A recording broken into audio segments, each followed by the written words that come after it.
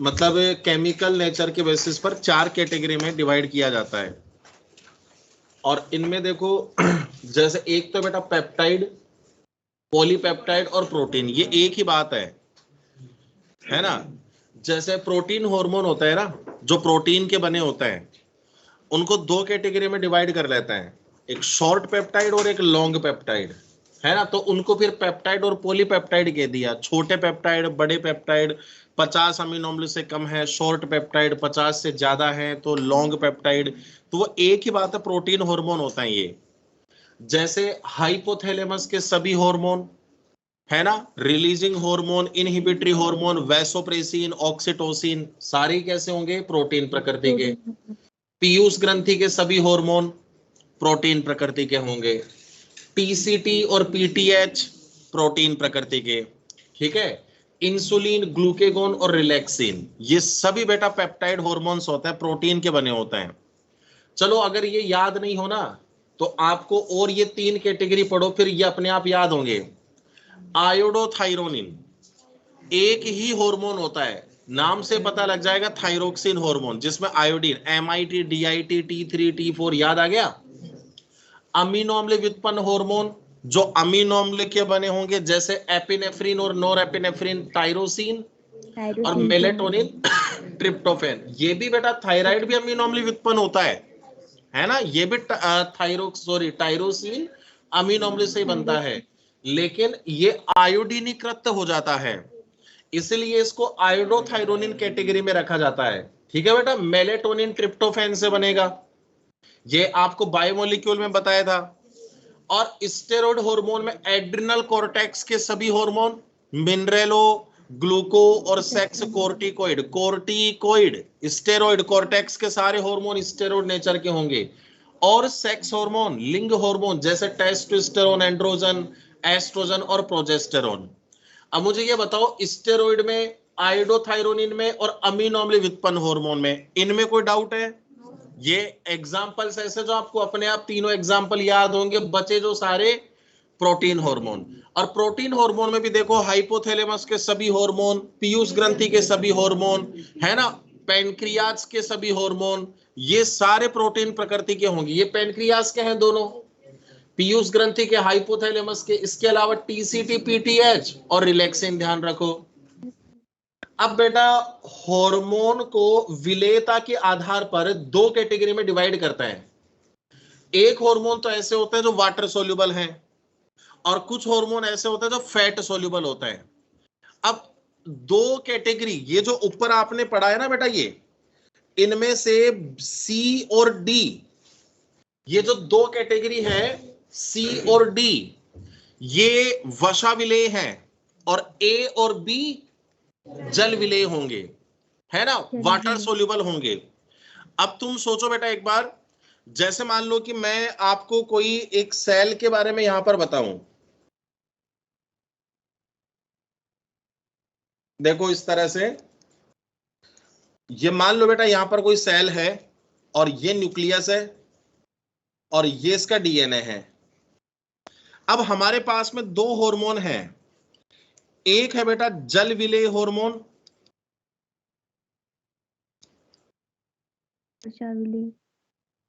और एक है आपके पास में वसा विलेय हार्मोन। कंपैरिजन कर रहे हैं दोनों में। अब जो जल विलेय हार्मोन है, ये क्या करेगा, ये आपके सेल की मेम्ब्रेन को क्रॉस नहीं कर सकता है। देखो ये जल विलेय हार्मोन, जैसे मान लो बेटा ये कोई ग्रंथि है, यहां पर इस ग्रंथि ने स्रावित किया, तो ग्रंथि से इस सूचना को ये हार्मोन सेल तक पहुंचाएगा, ग्रंथि से सेल तक पहुंचा रहा है।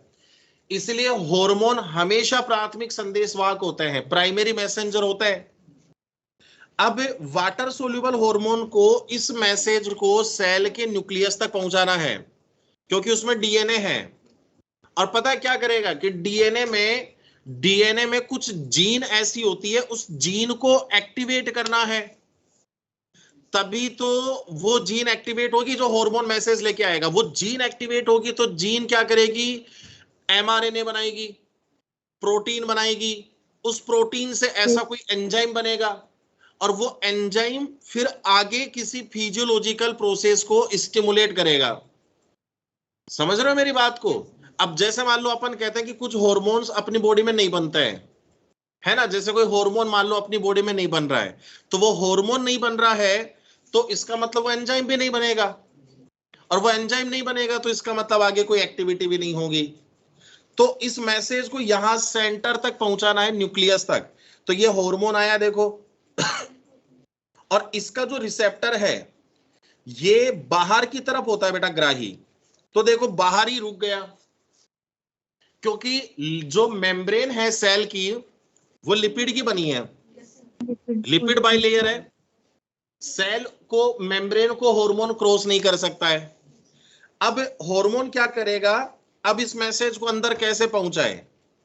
अब यहां पर एक प्रोसेस के थ्रू ये सेकेंडरी मैसेंजर बनाएगा, सेकेंडरी मैसेंजर बनाएगा, और ये जो सेकेंडरी मैसेंजर है ये इस इंफॉर्मेशन को न्यूक्लियस तक पहुंचाता है। आई बात समझने में? तो द्वितीयक संदेशवाहक कौन बना रहे हैं? जल विलेय हार्मोन। अब वसा विलेय का देखना, वसा विलेय हार्मोन के रिसेप्टर या तो साइटोप्लाज्म में होंगे या फिर केंद्रक में होंगे, लेकिन मुख्यतः कहां पर होते हैं? केंद्रक में। और ये भी वसा का है और लिपिड की ही मेम्ब्रेन बनी है, तो देखो सीधा सेल मेम्ब्रेन को क्रॉस कर रहा है बेटा, और सेल मेम्ब्रेन को क्रॉस करके ये सीधा कहां पर आ गया? न्यूक्लियस में आ गया, ठीक है, और इस जीन को एक्टिवेट कर रहा है। अब वसा विलेय हार्मोन को सेकेंडरी मैसेंजर बनाने की जरूरत पड़ी? नहीं। एक बात तो हमें समझने में आ गई कि द्वितीयक संदेशवाहक कौन बनाएंगे? जल विलेय बनाएंगे, वसा विलेय नहीं बनाएंगे। अब दूसरी बात आपसे ये पूछे कि बेटा अब ये बताओ कि दोनों में फास्ट रेस्पॉन्स किसका होगा? तो आप ये कहोगे कि सर देखो जो रिसेप्टर से पहले जुड़ेगा उसका रेस्पॉन्स फास्ट होगा। तो किसका फास्ट रेस्पॉन्स हुआ? जल विलेय हार्मोन का। तो ये फास्ट रेस्पॉन्स करता है और ये स्लो रेस्पॉन्स करता है, क्योंकि वो पहले जुड़ जाएगा ना। अब फिर चलो फास्ट और स्लो रेस्पॉन्स समझने में आया। तीव्र अनुक्रिया, धीमी अनुक्रिया किसमें होगी?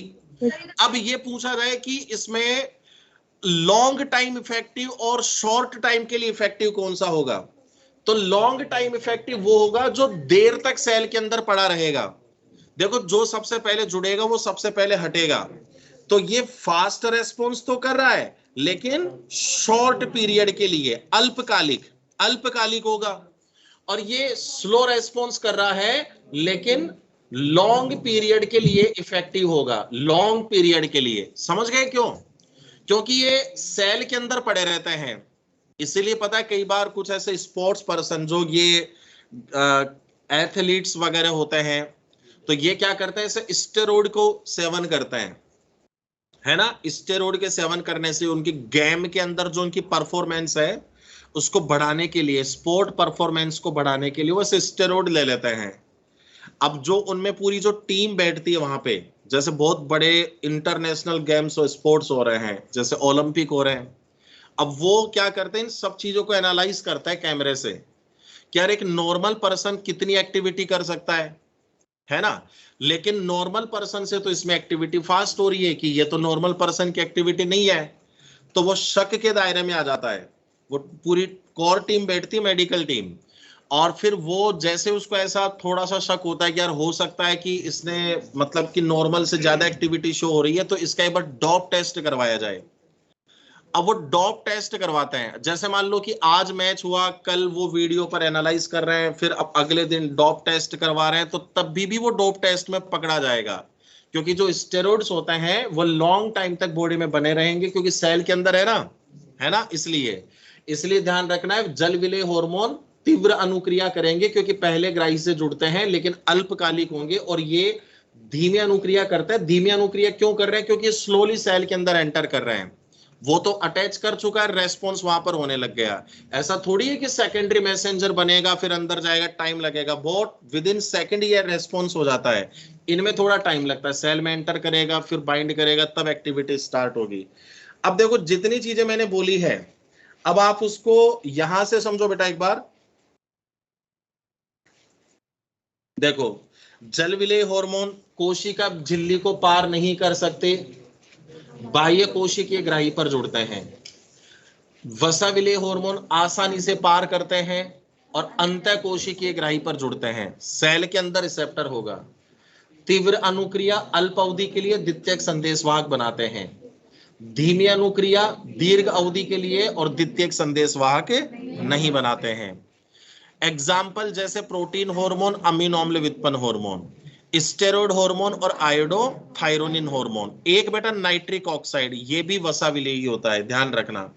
नाइट्रिक ऑक्साइड क्या होता है? नाइट्रिक ऑक्साइड ये वैसोडाइलेटर होता है ना, रक्तवाहिनियों को विस्फारित करता है। आपके ब्लड वेसल्स में जो एंडोथीलियम होती है वो नाइट्रिक ऑक्साइड सिक्रेट करती है, ठीक है। जैसे मतलब नाइट्रिक ऑक्साइड, देखो मैं आपको इसके दो फंक्शन बता रहा हूं कि भ्रूण अवस्था में जो पल्मोनरी सर्कुलेशन है वो पूरा बंद रहता है, डबल सर्कुलेशन बताया था ना। भ्रूण अवस्था में पल्मोनरी सर्कुलेशन बंद रहेगा, ना तो पल्मोनरी आर्टरी में ब्लड जाएगा और ना लंग्स में जाएगा, ना पल्मोनरी वेन से आ रहा है। क्यों बंद रहता है? क्योंकि लंग्स इनएक्टिव है। तभी तो डक्टस आर्टीरियोसस होता है। तो डक्टस आर्टीरियोसस क्या करेगा कि राइट वेंट्रिकल से निकलने वाले ब्लड को ओर्टा में डाल देता है, तभी तो मिक्स ब्लड पंप होता है वहां पे। समझ रहे हो मेरी बात को? लेकिन आफ्टर बर्थ क्या होता है, जब उस बच्चे का बर्थ हो रहा है उस टाइम पर उसमें नाइट्रिक ऑक्साइड बनता है।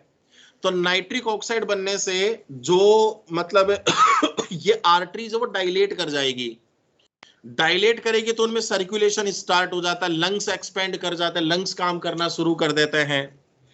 एक जैसे जब सेक्सुअल डिजायर होती है उस समय पेनिस में जो इरेक्शन होता है उसमें भी नाइट्रिक ऑक्साइड काम आ रहा है। जो पेनिस में जो ब्लड वेसल्स है उनको डायलेट करेगा तो उसमें ज्यादा ब्लड आकर के भरेगा तो पेनिस इरेक्ट हो जाता है। तो ये जो टैबलेट आती है ना, जो इरेक्टाइल डिसफंक्शन के ट्रीटमेंट में दी जाती है, ठीक है, तो वो नाइट्रिक ऑक्साइड की स्टिमुलेशन को ही बढ़ाती है, मतलब इसके बनने सिंथेसाइजेशन को स्टिमुलेट कर रही है। दूसरी बात ये भी ध्यान रखना बेटा कि प्रोटीन हार्मोन को कभी भी ओरली इंटेक नहीं करते हैं, अब चाहे कोई सा भी प्रोटीन हार्मोन हो, क्योंकि इनके पाचक एंजाइम हमारे डाइजेशन सिस्टम में होंगे और वो डाइजेस्ट हो जाएंगे। बाकी आप अमीनो अम्ल व्युत्पन्न हार्मोन को ओरली इंटेक कर सकते हो, थायरोक्सिन को ले सकते हैं, स्टेरॉइड को ले सकते हैं, है ना, और एपिनेफ्रिन, नोर एपिनेफ्रिन को भी लिया जा सकता है। मतलब कि जो ऐसे होंगे ना प्रोटीन डेरिवेटिव हार्मोन होते हैं उनको ओरली इंटेक मुख के द्वारा टैबलेट की फॉर्म में नहीं ले सकते। अब आगे देखो बेटा, हार्मोन की क्रियाविधि। हार्मोन विभिन्न कोशिकाओं पर अपना प्रभाव विशिष्ट ग्राही के साथ जुड़कर डालते हैं। इसका मतलब यह हुआ कि सभी हार्मोन के लिए रिसेप्टर अलग अलग होते हैं, कि जो रिसेप्टर होते हैं, ग्राही होते हैं, वो हार्मोन के लिए विशिष्ट होते हैं। ऐसा नहीं होगा बेटा कि ग्रोथ हार्मोन के लिए और जैसे एफएसएच के लिए कि रिसेप्टर हो गया, अलग अलग रिसेप्टर्स होते हैं। रिसेप्टर दो प्रकार के हैं, झिल्ली योजित ग्राही, इनको इंग्लिश में बोलते हैं मेम्ब्रेन बाउंडेड रिसेप्टर, जो झिल्ली के ऊपर पाए जाते हैं, इसलिए इनको एक्स्ट्रा सेल्यूलर बोल रहे हैं। यहां पर जल विलेय हार्मोन काम करेंगे। और अंतःकोशिकीय ग्राही इंट्रासेल्यूलर रिसेप्टर कहां पर है? मुख्यतः केंद्रक में। साइटोप्लाज्म में होते हैं, हो सकते हैं, लेकिन मुख्य रूप से केंद्रक में होंगे। वसा विलेय हार्मोन यहां पर काम करेंगे, कोई डाउट नहीं है। देखो अब जो जल विलेय हार्मोन होते हैं वो बेटा प्लाज्मा मेम्ब्रेन लेवल पर काम करेंगे, क्योंकि वो तो प्लाज्मा मेम्ब्रेन पर जो रिसेप्टर है उसी से जुड़ गया। जैसे हार्मोन बाह्य कोशिकीय ग्राही से अंतःक्रिया करेंगे। अब क्या होगा, जब हार्मोन रिसेप्टर से जुड़ जाएगा तो हार्मोन रिसेप्टर का कॉम्प्लेक्स बनेगा। उसको आप क्या कह रहे हो बेटा? एचआरसी, हार्मोन रिसेप्टर कॉम्प्लेक्स बन गया। अब हार्मोन रिसेप्टर कॉम्प्लेक्स क्या करेगा? हार्मोन लक्ष्य कोशिका की झिल्ली को पार नहीं कर सकते। अरे रिसेप्टर के साथ में कॉम्प्लेक्स तो बना लिया, लेकिन वो सेल मेम्ब्रेन को थोड़ी पार करेगा, क्योंकि वो तो लिपिड की बनी है, ये वाटर सोल्यूबल है। तो ग्राही का कोशिका द्रव्य भाग समझ रहे हो? जैसे रिसेप्टर के दो पार्ट हैं, आप इधर ध्यान दो बेटा एक बार वीडियो में। जैसे मान लो ये सेल मेम्ब्रेन है और ये मार्कर को आप रिसेप्टर समझ लो। तो अब ये तो सेल मेम्ब्रेन के बाहर का भाग हो गया, ये साइटोप्लाज्मिक साइड का हो गया। तो रिसेप्टर तो हार्मोन तो यहां पर अटैच कर गया, जैसे यहाँ पर अटैच करता है तो ये जो रिसेप्टर का साइटोप्लाज्मिक पार्ट है, समझ रहे हो, कोशिका द्रव्य भाग, ये एक मतलब अनुक्रिया करता है। तो ये क्या करता है, यहां पर द्वितीयक संदेशवाहक बनाता है, सेकेंडरी मैसेंजर। जैसे कि कैल्शियम हो सकता है बेटा सेकेंडरी मैसेंजर, CAMP पूरा नाम साइक्लिक एडिनोसिन मोनोफॉस्फेट हो सकता है, और IP3 मतलब आइनोसिटोल ट्राइफॉस्फेट भी सेकेंडरी मैसेंजर हो सकता है। तो जैसे ही सेकेंडरी मैसेंजर बनेंगे तो ये सेकेंडरी मैसेंजर कोशिका में उपस्थित जो एंजाइम हैं, जो निष्क्रिय अवस्था में पाए जाते हैं, उन एंजाइम को एक्टिवेट कर देंगे। एंजाइम कैसे थे, निष्क्रिय अवस्था में। एंजाइम काम कब करेंगे, जब हार्मोन आएगा तभी तो काम करेंगे। तो हार्मोन आ गया और हार्मोन ने एंजाइम को एक्टिवेट किया। अब एंजाइम को एक्टिवेट होते ही जैव रासायनिक क्रिया, बायोकेमिकल रिएक्शन स्टार्ट होने लग गई, समझ रहे हो, बायोकेमिकल प्रोसेस स्टार्ट हो गई और कोशिकीय उपापचय का नियमन हो जाता है, जो सेल्यूलर मेटाबॉलिज्म है उसका रेगुलेशन हो जाता है। नहीं समझे, देखो एक बार वापस से रिपीट करते हैं। सबसे पहले हार्मोन आया, जल विलेय की बात कर रहे हैं। जल विलेय हार्मोन का रिसेप्टर सेल के बाहर होगा या अंदर होगा, बाहर, किसके ऊपर, प्लाज्मा मेम्ब्रेन पर। तो मैकेनिज्म को क्या बोलेंगे, प्लाज्मा मेम्ब्रेन लेवल मैकेनिज्म। अब जैसे रिसेप्टर से जुड़ेगा तो क्या बन जाएगा, HRC बनेगा, हार्मोन रिसेप्टर कॉम्प्लेक्स। अब उसमें रिसेप्टर का साइटोप्लाज्मिक भाग जो कोशिका द्रव्य की तरफ होता है वो क्या बनाता है, सेकेंडरी मैसेंजर। सेकेंडरी मैसेंजर क्या करेगा, अब आपके साइटोप्लाज्म में जो पहले से एंजाइम प्रेजेंट है, जो निष्क्रिय अवस्था में थे, उनको एक्टिवेट कर देंगे। एंजाइम के एक्टिवेट होते ही जैव रासायनिक क्रिया होने लगेगी और सेल्यूलर मेटाबॉलिज्म का रेगुलेशन हो जाता है। देखो ये एनसीईआरटी का डायग्राम है। जैसे ये मेम्ब्रेन देखो बेटा, ये लिपिड की बाइलेयर मेम्ब्रेन है, ये आपके अंडाशयी कोशिका झिल्ली है, ओवेरियन सेल मेम्ब्रेन। ये रेड कलर से रिसेप्टर है, ये देखो रिसेप्टर का थोड़ा सा भाग इधर ग्राही का कोशिका द्रव्य भाग साइटोप्लाज्म की तरफ है, दिख रहा है। ये ग्रीन कलर से हार्मोन FSH, FSH बेटा प्रोटीन हार्मोन हो गया ना, पीयूष ग्रंथि से आ रहा है, देखो यहां से जुड़ा तो क्या बन गया, HRC। HRC बनते देखो अनुक्रिया फर्स्ट हुई, द्वितीयक संदेशवाहक बना, जैव रासायनिक अनुक्रिया हुई, कार्य की अनुक्रिया मतलब फिजियोलॉजिकल रेस्पॉन्स, जैसे अंडाशयी वृद्धि होने लगे। FSH हार्मोन ओवेरियन ग्रोथ को स्टिमुलेट करता है। अब बताओ इसमें क्या डाउट है आपको, क्योंकि ये जो मैकेनिज्म है ये पूरी अपन ने यहां पर इसमें एक्सप्लेन कर रखी है फ्लो चार्ट से।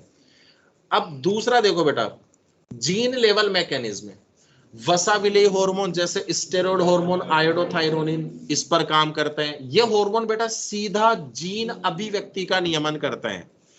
जीन अभिव्यक्ति का मतलब होता है जीन एक्सप्रेशन, इंग्लिश में बोलते हैं।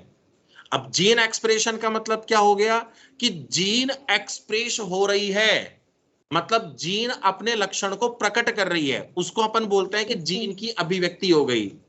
ठीक है, जैसे मान लो कोई जीन है, वो निष्क्रिय अवस्था में पड़ी थी, अब वो जीन काम करने लग गई, वो एक्सप्रेस हो रही है, अपने करैक्टर को रिप्रेजेंट कर रही है, तो उसको आप कह रहे हो कि जीन की अभिव्यक्ति होगी, जीन एक्सप्रेस हो गई वहां पर। ठीक है, देखो जैसे ये जो सेल मेम्ब्रेन है, ये गर्भाशय कोशिका झिल्ली यूटेराइन सेल मेम्ब्रेन, ये हार्मोन देखो पिंक कलर से एस्ट्रोजन, पता है बेटा सेक्स स्टेरॉइड हार्मोन है तो फैट सोल्यूबल होगा, तो देखो सीधा सेल मेम्ब्रेन को क्रॉस करके ये केंद्रक झिल्ली देखो न्यूक्लियस में आ गया, न्यूक्लियस में HRC बना।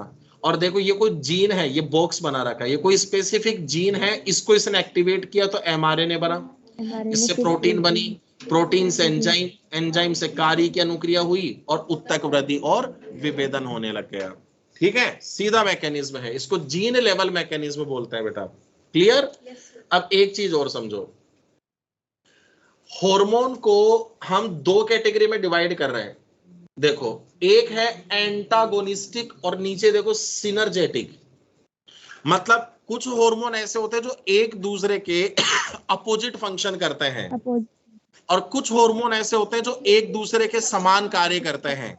ठीक है, मतलब जैसे 3-4 हार्मोन है वो मिलकर के किसी एक ही कार्य को कर रहे हैं। जैसे मैं एक एग्जांपल दूं, जैसे एस्ट्रोजन हार्मोन स्तन ग्रंथि में नलिकीय वृद्धि, प्रोजेस्टेरोन हार्मोन स्तन ग्रंथि में कूपीकीय वृद्धि। शाबाश बेटा। और प्रोलैक्टिन हार्मोन स्तन ग्रंथि में दुग्ध का संश्लेषण। अब मिल्क तो तब सिंथेसाइज होगा ना जब उसमें एल्वियोलर और ट्यूबुलर ग्रोथ होगी, और ऑक्सीटोसिन अब उस मिल्क को बाहर निकालेगा। अब बताओ चारों हार्मोन का एक कॉमन फंक्शन हुआ नहीं हुआ कि मेमोरी ग्लैंड की ग्रोथ, डेवलपमेंट, लैक्टेशन, दुग्ध का संश्लेषण और श्रावण से संबंधित कार्य है, वो सिनर्जेटिक इफेक्ट हो गए। एंटागोनिस्टिक जो विरोधी प्रभाव डालते हैं जैसे एमएसएच और मेलाटोनिन, बताओ एक पिगमेंटेशन को बढ़ा रहा है, एक कम कर रहा है। Insulin glucagon, insulin sugar level को कम कर रहा है, ग्लूकागोन बढ़ा रहा है। पीटीएच और टीसीटी, पीटीएच कैल्शियम को बढ़ा रहा है, टीसीटी कैल्शियम को कम कर रहा है। समझने में आ रहा है? अब ये इंपॉर्टेंट नहीं है तीनों, ये इंपॉर्टेंट है नीचे वाला, ये हृदय दर पर प्रभाव। ठीक है, अब हृदय दर पर अनुकंपी प्रभाव में तो हार्ट रेट बढ़ जाती है और परानुकंपी प्रभाव में हार्ट रेट कम हो जाती है।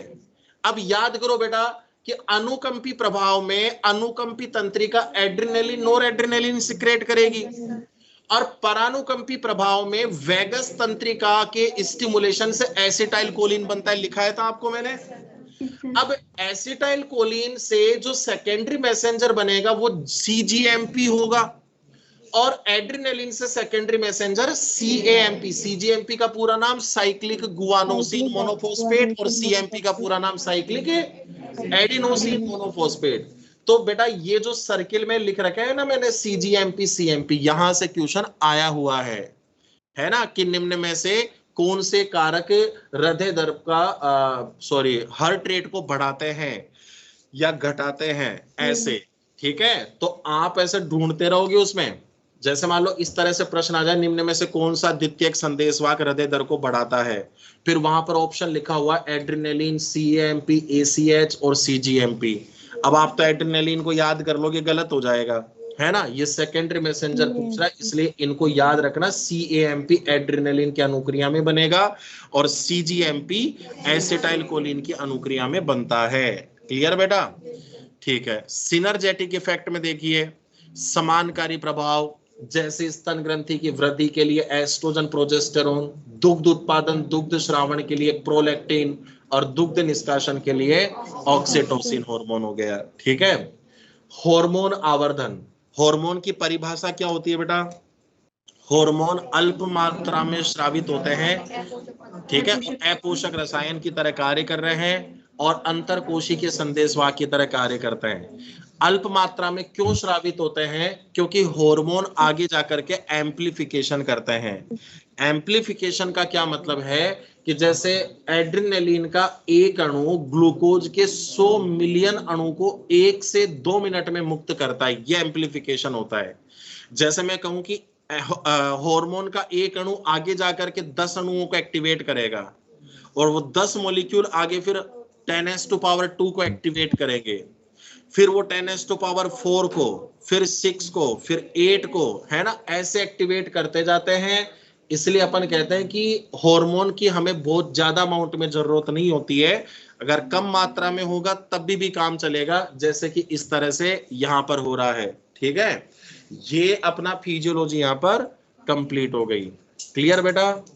अब बताओ यहां तक कोई डाउट आपको? अब सुनो, देखो अभी एंड नहीं हुई है क्लास, है ना, कि नेक्स्ट क्लास में मैं अभी तो इसको नोट करते हैं, ठीक है, और एक इसका एक्स्ट्रा पॉइंट है बेटा हार्मोन आवर्धन का, उसका वैसे नहीं पूछा जाता है नीट वगैरह में, इसलिए मैंने यहां नहीं लिख रखा है, लेकिन ये जो मैंने लाइन लिखी है ना, तो इसको मैं एक बायोकेमिकल प्रोसेस से समझा दूंगा कि ये एम्प्लीफिकेशन कैसे करता है। वैसे तो आप निश्चिंत रहो, यहां तक की चीजों में नीट से बाहर चीजें नहीं पूछी जाएगी आपसे बिल्कुल भी। ठीक है बेटा? अब एक पॉइंट और सुन लो, देखो अब अपन क्या करेंगे, नेक्स्ट क्लास में एनिमल किंगडम स्टार्ट करेंगे, है ना। RM04 बैच में भी मेरा एनिमल किंगडम में प्लेटीहेल्मिन्थेस फाइलम हो गया। ठीक है, तो अपन है ना जो उसमें जैसे पहले तो वो एनिमल क्लासिफिकेशन के जो बेसिस है वो पढ़ेंगे, फिर बाद में सिलेंट्रेटा, टिनोफोरा, पोरीफेरा, प्लेटीहेल्मिन्थेस